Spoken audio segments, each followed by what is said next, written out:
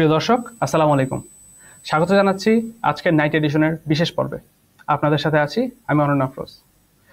ঘটনাটি এপ্রিল মাস 2001, সীমান্তবর্তী একটি গ্রাম, পাদোয়া গ্রাম, যেখানে কোনো রক্তপাত ছাড়াই নিজেদের দখলে নিয়ে নেন তৎকালীন বাংলাদেশের সীমান্তরক্ষাকারী বাহিনী বিডিআর। আর এর জবাবে প্রতিশোধ নিতে 18 এপ্রিল 2001-এ বাংলাদেশে প্রবেশ করে ভারতের সীমান্তরক্ষী বাহিনী বিএসএফ। তারা আক্রমণ চালায় কুড়িগ্রামের বড়ইবাড়িতে। কিন্তু ফলাফল কি হয়? ফলাফল হয় বিস্ময়কর। মাত্র 9 জন বিডিআর সদস্যের সাথে মোকাবেলা করে 300-রও বেশি বিএসএফ সদস্য পরাস্ত হন। আন্তর্জাতিক স্বীকৃত তথ্য অনুযায়ী বিএসএফ এর নিহত হয় 16 জন সদস্য, আর বিডিআর এর শহীদ হন মাত্র 3 জন। এটি শুধুমাত্র বাংলাদেশের সামরিক সাফল্য ছিল না, এটি ছিল ভারতের একটি চরম দুর্বলতা। এবং এই দুর্বলতাকেই মোকাবেলা করতে শুরু হয় বাংলাদেশকে দুর্বল করার একটি দীর্ঘমেয়াদী ষড়যন্ত্র।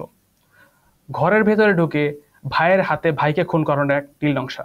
এবং এর পরিণাম হিসাবে আমরা পাই আমাদের পিলখানা হত্যাকাণ্ড, আমাদের ইতিহাসের সবচেয়ে জঘন্যতম একটি ঘটনা। কিন্তু কেন ঘটেছিল সেই ঘটনা? কিভাবে রচিত হয় এই ষড়যন্ত্র? আর কারা আসলে দায়ী? এইসব প্রশ্নের উত্তর খুঁজবো আজকে আমরা। আজকের পর্বে আমাদের সঙ্গে রয়েছেন দুজন বিশেষ অতিথি, অ্যাডভোকেট আব্দুল আজিজ এবং তুহিন ভাই। তারা হলেন পিলখানা হত্যাকাণ্ডের সময় বিডিআর সদস্যদের সন্তান এবং এই ঘটনার নিকটবর্তী সাক্ষী। চলুন আজকে তাদের অভিজ্ঞতা থেকেই আমরা সত্যের কিছু ঝলক খুঁজে নিব।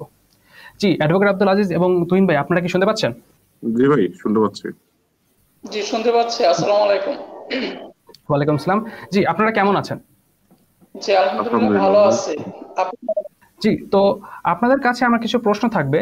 তো সেই প্রশ্নগুলোর মধ্যে প্রথম প্রশ্ন আমি করতে চাই অ্যাডভোকেট আব্দুল আজিজ ভাইয়ের কাছে, যে আপনি কি মনে করেন বা আপনারা কি মনে করেন যে এই পিলখানা হত্যাকাণ্ডে এই ঘটনাটি আগে কোনো পূর্ববর্তী ইঙ্গিত ছিল বা কোনো পূর্ববর্তী পূর্বাভাস ছিল, অথবা এমন কোনো ইঙ্গিত ছিল যা থেকে বোঝা যাচ্ছিল যে পিলখানার ভেতরে অস্বাভাবিক কিছু ঘটতে চলেছে?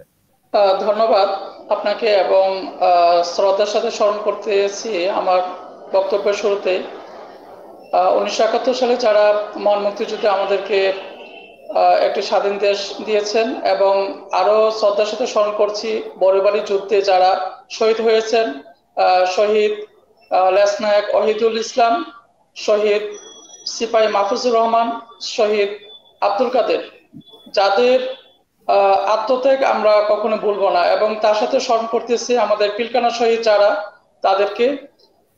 আসলে এখানে শুরু করতেছি এই বলেই যে এখানে একটি ক্লো ছিল যে পিলখানায় যে একটি ঘটনা ঘটতে যাবে, এটা আমরা বিভিন্ন মাধ্যমে এখনো স্পষ্ট যে 21 তারিখ একটি লিফলেট পাওয়া যায়, যার ফলশ্রুতিতে বোঝা যাচ্ছিল যে ইঙ্গিত দিচ্ছে যে পিলখানা একটি যে কোনো একটি ঘটনা ঘটতে যাচ্ছে। তা যদি আমরা যদি বিশ্লেষণ করি, তাহলে শক্ত একটি এভিডেন্স হচ্ছে যে পিলখানার ভিতরে, এবং পরবর্তীতে জানতে পারি যে আমাদের সময়ের যে পত্রিকার মাধ্যমে যে ফ্রামগেটও এই লিফলেট গুলো পাওয়া যায়। এই লিফলেট দ্বারাই কিছুটা আমরা অনুমান করতে পারি। কিন্তু তৎকালীন যারা দায়িত্বরত ছিলেন সেনা অফিসার, বাংলাদেশ রাইফেলসের পেছনে থাকা অবস্থায়, তারা কেন জানি এই বিষয়গুলোকে গুরুত্ব দেননি। তার সাথে আরো কিছু বিষয় এখানে উল্লেখ করা যায়। তা হচ্ছে যে পিলখানার যখন এই 24 তারিখ তৎকালীন ফ্যাসিস্ট সরকারের প্রধানমন্ত্রী আসবেন যে সপ্তাহ উপলক্ষে, তার আগে তিনটি অস্ত্রাগার থেকে খোয়া যায়, এবং এই অস্ত্রগুলো যখন খোয়া যায় বা হারিয়ে যায়, এটাও কিন্তু একটা ইঙ্গিত বহন করে যে এখানে শক্ত বা খারাপ কিছু ঘটতে যাচ্ছে। কিন্তু এই বিষয়গুলো কেন জানি তৎকালীন সময়ে যারা দায়িত্বরত ছিলেন তারা এই বিষয়গুলো এড়িয়ে যান। আরইসিউর যে সিও ছিলেন, পরবর্তীতে উনি এই বিষয়গুলা উদ্ধার করে, লিফলেট উদ্ধার করে, কিন্তু সিও আমাদের যে মহাপরিচালক ছিলেন তৎকালীন শাকিল আহমেদ, ওনার হাতে কিন্তু পৌঁছে দেন। জি, তো আপনারা যেটা বলছেন তা হলো এই ঘটনাটি, এই হত্যাকাণ্ড হলো আসলে পুরো পরিকল্পিত। তো আপনি একটু বলেন যে আপনারা কেন মনে করছেন যে এটি পুরো পরিকল্পিত ষড়যন্ত্র? আহ, যেহেতু আজকে এপ্রিল মাস, এই এপ্রিল মাসে আমি মনে করে দিচ্ছি যে এই পাদোয়া এবং আমাদের যে বড়বাড়ির যে একটা যুদ্ধে যে আমরা এই আমাদের যে বাংলাদেশ রাইফেলস বীরত্বগাথা যে কিছু বিষয় ছিল, যে তারা বিনা রক্তপাতে পাদোয়া জয় করে এবং শুধুমাত্র 3 জন শহীদের বিনিময়ে আহ, বাকি কিন্তু প্রায় 100-এর উপরে বিএসএফ কে প্রতিহত করে। এবং ওইখানে আমি কিছুদিন আগে বড়বাড়িতে যাওয়ার সৌভাগ্য হয়েছে। গ্রামবাসীর সাথে কথা বলে যতটুকু আমরা আমি ব্যক্তিগতভাবে যতটুকু জানতে পারি যে ওইখানে প্রায় হাজারের অধিক বিএসএফ এর সৈনিক ছিল, যার যার কারণে এই বিএসএফ এবং অভ্যন্তরীণ ঢোকার যে বিষয়টা, এটাও কিন্তু আমাদের একটি ইঙ্গিত বহন করে।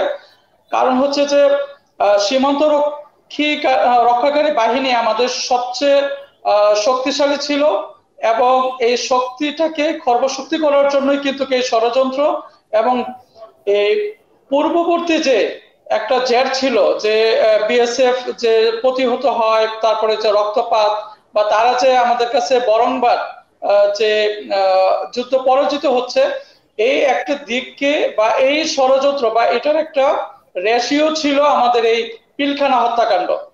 পিলখানা হত্যাকাণ্ডের মূল বিষয়টা যদি আমরা আসি, তাহলে আমাদের মানে বর্ডার ফোর্সকে দুর্বল করার জন্য তারা এই নীল নকশা এবং আমাদের এই দেশটাকে একটি কি বলবো মানে খর্বশক্তির একটি সামরিক বা অভ্যন্তরীণ ইন্ডিয়ার একটি অভ্যন্তরীণ একটি মানে অঙ্গরাষ্ট্র করার জন্যই তারা এই ষড়যন্ত্রগুলো করে। তো আপনার কাছে পরবর্তী প্রশ্ন, যে পিলখানা হত্যাকাণ্ডের সময় তো অনেকের বাসা লুটপাট করা হয় এবং এমন অনেক অভিযোগ এসেছে যে বিডিআর সদস্যরা নাকি বাসা লুটপাট করেছে।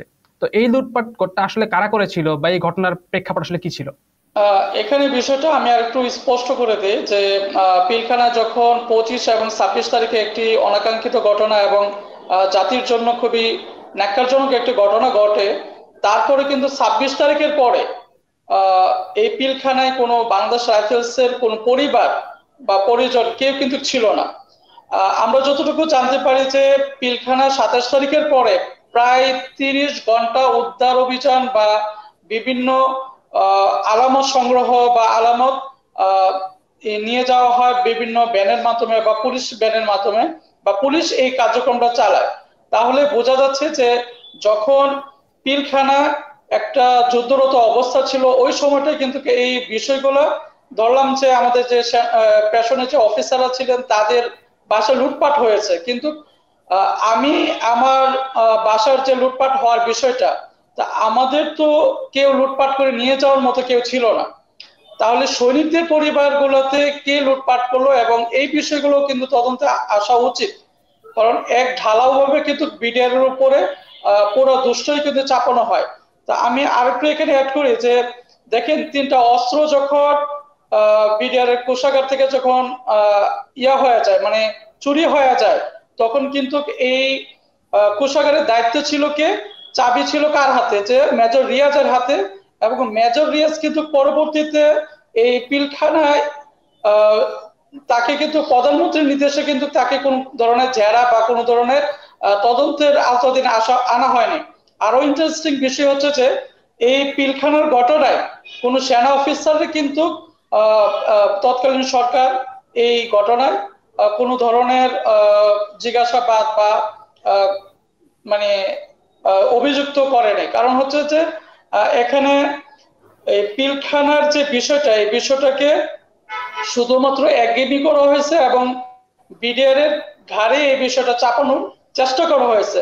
কারণ বিডিআর এর নিজস্ব অফিসার ছিল না, তারা তাদের অফিসার ছিলেন। তো সেক্ষেত্রে যারা এত বড় ঘটনাটার সাক্ষী, যে ডিজি মহোদয় তিনি জানতেন যে পিলখানায় একটা ঘটনা ঘটবে, তাহলে ওনাদের দায়িত্ব কি ছিল? আর 57 জন অফিসার তো এখানে শহীদ হয়েছেন, বাকি যারা ছিলেন তাদেরকে কি এই বিষয়ে কোনো জবাবদিহিতার আওতাধীন আনা হয়েছে কিনা, এটাও কিন্তু আমাদের একটি মানে আমার কাছে সবচেয়ে বড় ষড়যন্ত্র বলে মনে হচ্ছে। এবং জাতি এখন পর্যন্ত এই ন্যায় বিচার যে পাবে বা ন্যায় বিচারের যে আশা, এটা কিন্তু এখানে আর থাকতেছে না। আর আপনি যে বললেন যে এখানে যে লুটপাটের যে বিষয়টা, এখন লুটপাট কে করছে বা কারা করছে এটা কিন্তু তদন্ত ওই তৎকালীন সময় কিন্তু তিনটা তদন্ত কমিটি গঠন করা হয়েছে। একটি জাতীয় কমিটি করা হয়েছে এবং একটি সিআইডির মাধ্যমে একটি তদন্ত কমিটি ছিল, এবং টিএফআই, তারপর হচ্ছে এনএসআই, ডিজিএফআই এবং এমআই সবাই কিন্তু এই বিষয়টাকে কিন্তু লুটপাটের বিষয়টা সবকিছুই কিন্তু ওইখানে চলে আসার কথা। তো আমার কথা হলো যে অফিসার ফ্যামিলি গুলোতে লুটপাট হয়েছে যেমনই ভাবে তেমনি ভাবে আমাদেরকে এই বিষয়টাও গুরুত্ব দেওয়া উচিত ছিল যে এখানে যে সৈনিকের পরিবারে কিছু হয়েছে কিনা। দেখেন, ষড়যন্ত্রের যে আরো কিছু বিষয় আছে, এর মধ্যে ধরা যায় যে 57 জন সেনা অফিসার বলা হয়, তাহলে ওনারা যদি সেনা অফিসার হয় তাহলে বিডিআর অফিসার ছিল কারা? এখন কোন সেনা অফিসার যদি পেশনে র্যাবে যায়, তাহলে সে যদি র্যাবের অফিসার হয়, কোন সেনা অফিসার যদি পেশনে যদি সে মনে করেন যে মেডিকেলে যায় বা ধরেন যে আমাদের যে সিভিল ডিফেন্সে যায়, তাহলে ওনারা যদি ওই জায়গার অফিসার হন, তো তারা পেশনে আসার পরে তারা এখন পর্যন্ত কেন বিডিআর এর অফিসার হলো না? আর বিডিআর এর অফিসার সহ কিন্তু ওই দিন শহীদ হয়েছে প্রায় 74 জন, কিন্তু গ্যাজেট পাস করা হয়েছে কত জনের? 57 জনের। এখানেও কিন্তু একটা সুযোগ করে ফাঁকি আছে, এবং এখানে কিন্তু মূলত একজন শহীদের যে মর্যাদা, এটা কিন্তু শহীদ কাকে বলা হয় এর ভিতরেই কিন্তু আমরা এখানে বুঝতে পারি যে এখানে ষড়যন্ত্র চলমান থাকে। কেমন যে অন্যায়ের বিরুদ্ধে ন্যায়ের পক্ষে যদি কোনো ব্যক্তি মারা যায় অথবা অন্যায়ভাবে যদি কোনো মানুষকে মারা হয়, সেই ব্যক্তি হচ্ছে শহীদ। সেক্ষেত্রে ওই দিন কিন্তু অন্যায়ভাবে শহীদ করা হয়েছে 74 জনকে, কিন্তু আমরা কিন্তু পরবর্তীতে দেখি শুধুমাত্র 57 জনের নামে গ্যাজেট নোটিফিকেশন করা হয়। তো সেক্ষেত্রে এটাও একটা ষড়যন্ত্র। আর এই যে আমাদের যে এই একটা কমিশনের জন্য যে আমরা এত রাস্তায় আসলাম, তারপরে মিছিল মিটিং অনেক কিছু করলাম, কিন্তু কমিশন যে আমাদেরকে একটি ন্যায় বিচার দেবে তাও কিন্তু আমরা এখন সন্দেহ করতেছি। কারণ হচ্ছে এই পিলখানার ইস্যুতে যে কমিশন করা হয়েছে, ওই কমিশন কিন্তু স্বাধীন নয়। বলা হচ্ছে স্বাধীন, কিন্তু তাদের এই হাত পা বেঁধে রাখা একটি কমিশন কিন্তু আমরা পাইছি। এই কমিশন যদি কাজ না করতে পারে, তাহলে আমার মনে হয় যে এই সত্য উদ্ঘাটন করা, তারপরে এই যে আমরা যে ষড়যন্ত্রের কথা বলি, ষড়যন্ত্রগুলা যে আমরা কিন্তু সামনে নিয়ে আসতে পারবো না। জি, বুঝতে পেরেছি, ধন্যবাদ আপনাকে। এখন আমি চলে যেতে চাই তুহিন ভাইয়ের কাছে। ভাই, আপনার কাছে আমার প্রথম প্রশ্ন যে পিলখানায় আসলে কতজনের মৃত্যু হয়েছিল? ধন্যবাদ ভাই। আজকে দেখেন, পিলখানা হত্যাকাণ্ড 2009 সালের 25 ও 26 ফেব্রুয়ারি যে সংখ্যাটা বলা হয় 74 জন মোট হত্যা করা হয়েছিল, কিন্তু আসলে সঠিক তথ্যটা এটা নিয়ে একটা বড় ধরনের একটা ছলচা তৈরি করা হয়েছে। 57 জন সেনা কর্মকর্তা সহ ওখানে কিন্তু 10 জন বিডিআর সদস্য ছিল যারা ওই সময় নিহত হয়েছে, এবং 7 জন বেসামরিক নাগরিকও ছিল। এগুলো কিন্তু আসলে বিডিআরদের কথা বা 10 জন বিডিআর সদস্য বা 7 জন যে বেসামরিক নাগরিক ছিল তাদের কথা কিন্তু সচরাচর আসে না, শুধু 57 জন সেনা কর্মকর্তা শহীদ গেজেট আকারে প্রকাশ হয়েছে। আরো জানলে অবাক হবেন যে ঘটনার পরবর্তী সময়ে একটা মানবাধিকার কমিশন রিপোর্টে উঠে আসছে যে 47 জন বিডিআর কে অতিরিক্ত নির্যাতনের ফলে মেরে ফেলা হয়েছে। তাদের কথা কিন্তু কখনো কোনো সংবাদ মাধ্যমে বা কোনো মিডিয়াতে আসে না।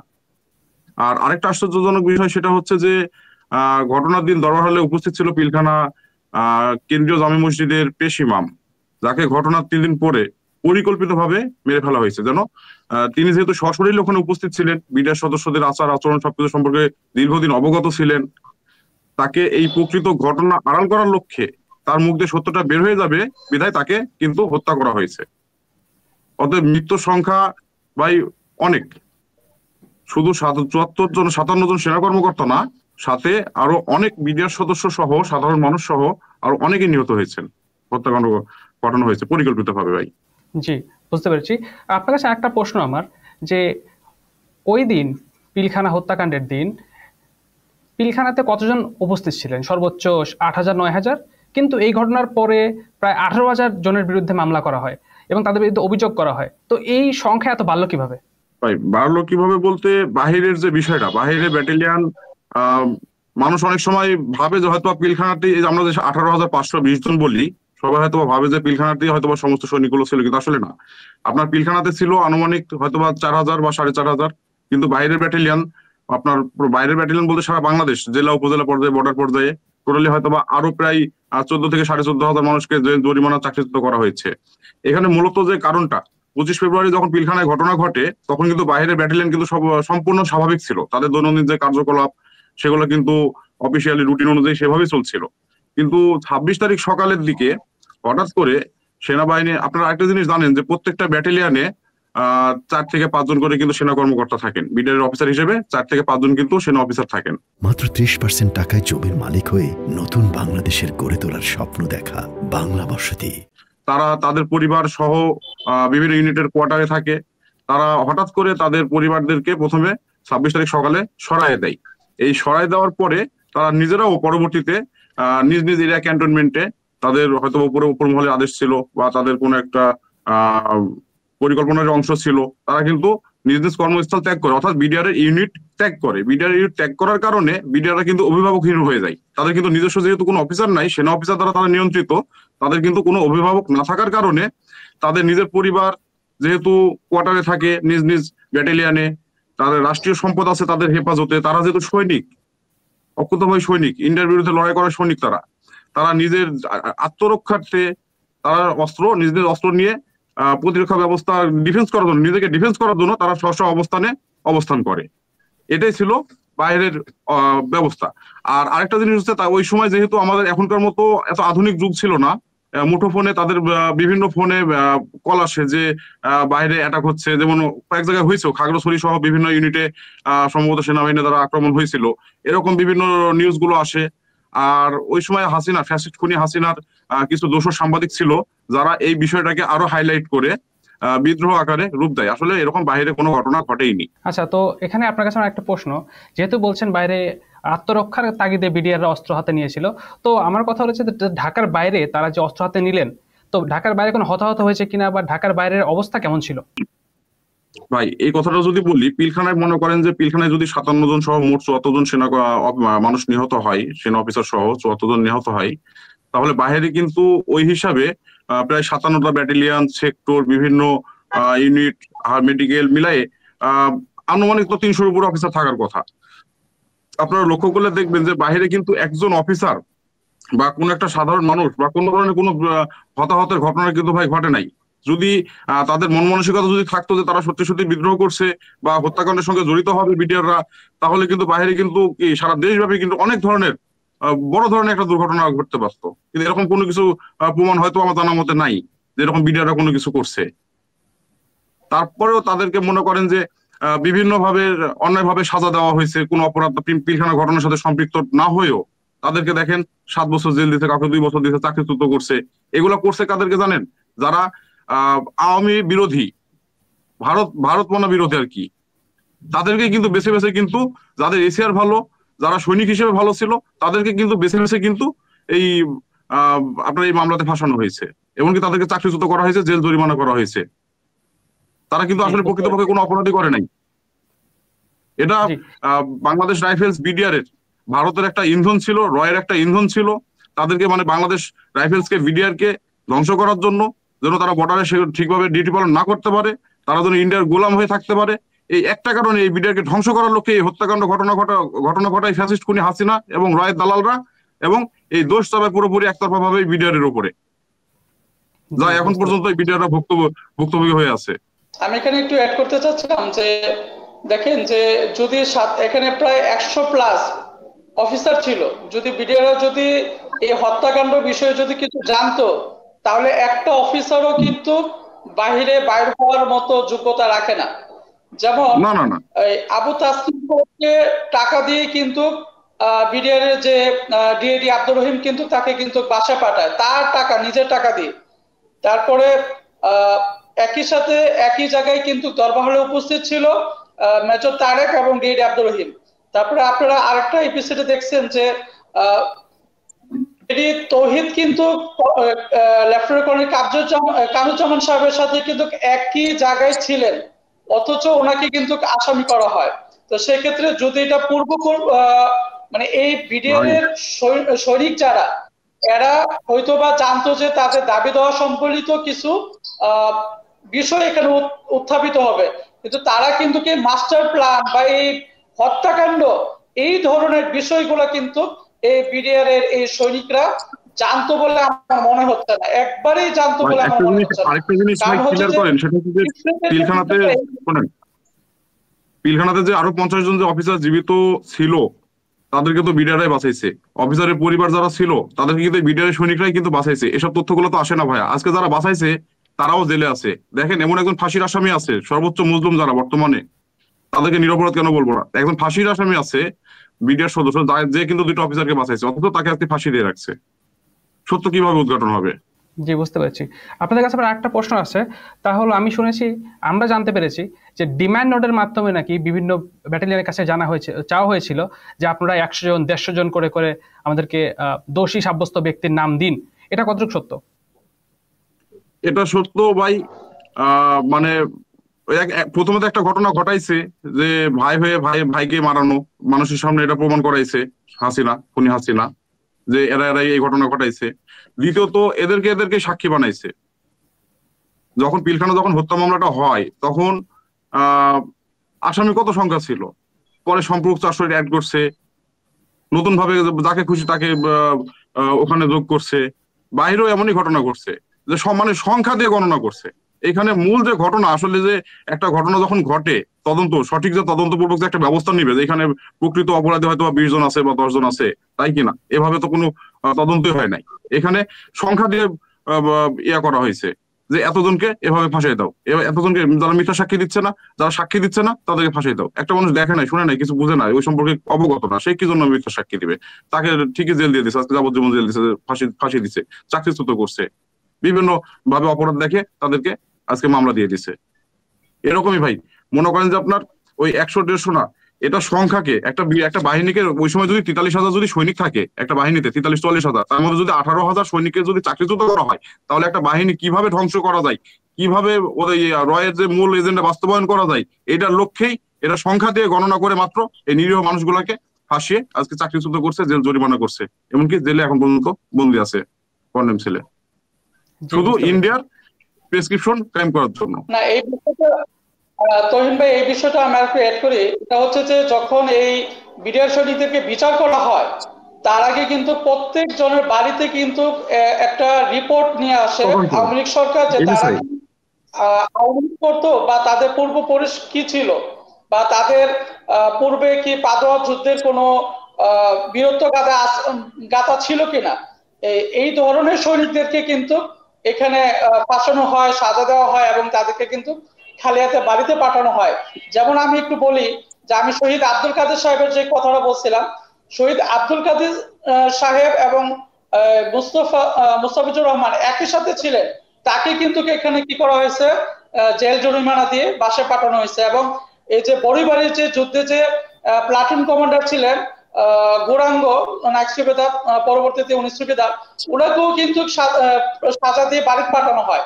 তার মানে হচ্ছে ভারতের সাথে যুদ্ধ করে যারা বীরত্বগাথা এবং বীর হিসাবে পরিচিত তাদেরকে, এবং যাদের ব্যাকগ্রাউন্ড বা বাবা, চাচা, দাদা, নানা বা এই ধরনের ব্যাকগ্রাউন্ডে বিডিআরদের বিএনপি বা আওয়ামী লীগ পন্থী নয়, তাদেরকে কিন্তু কি করা হয়েছে, বিভিন্ন মেয়াদে সাজা দিয়ে বাড়িতে পাঠানো হয়। একটা ব্যাটালিয়ন বা একটা বাহিনীর 18,000 প্লাস যদি সংখ্যা যদি বাড়িতে পাঠানো হয়, কাটছেট করা হয়, তাহলে এই বাহিনীর বলতে কিছু থাকে না। এই 18,000 প্লাস কিন্তু পরবর্তীতে শেখ হাসিনা এই লীগের বা যুবলীগের ছেলে দিয়ে এই আপনার কোটাটা ফিল আপ করা হয়।